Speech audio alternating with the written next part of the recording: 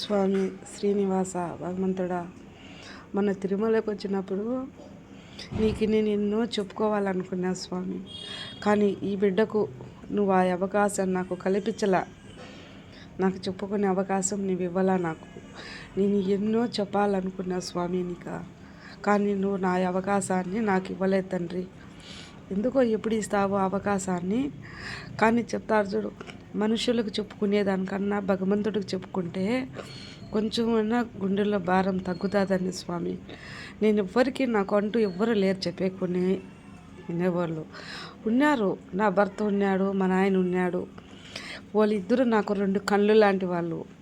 మా నాయన నా భర్త ఇద్దరు నన్ను పసిబిడ్డ కన్నా ఎక్కువ చూసుకునేవాడు కన్న తండ్రి. నా భర్త అంతకన్నా అమ్మ కన్నా ఎక్కువగా నా భర్త చూసుకునేవాడు నన్ను.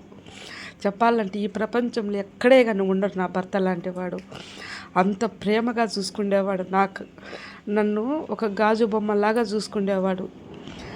అలాంటి వాడు జీవితంలో ఎక్కడ ఈ ప్రపంచంలో చూసినందులో మళ్ళా ఉంటాడు అనిపించేలాగున్నాడు నా భర్త. అంత మంచివాడు. ఇంకొక జన్మంటూ ఉంటే నేను కోరుకునేది అలాంటి భర్తే నాకు రావాలా.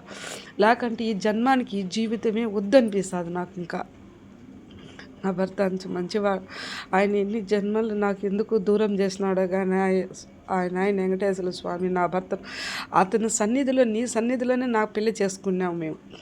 కానీ నా భర్త నాకు దూరం చేసినాడు. ఆయనే నాకు అన్యాయం చేసినాడు. అందుకే ఎన్నో చెప్పి అడగాలనుకుంటా, దేవుడితోనే కొట్లాడాలనుకుంటా. కానీ ఆయన నాకు ఆ అవకాశం ఇవ్వడంలే. నన్ను ఎప్పుడు అవకాశం కల్పిస్తాడు అప్పుడే కలిపిని.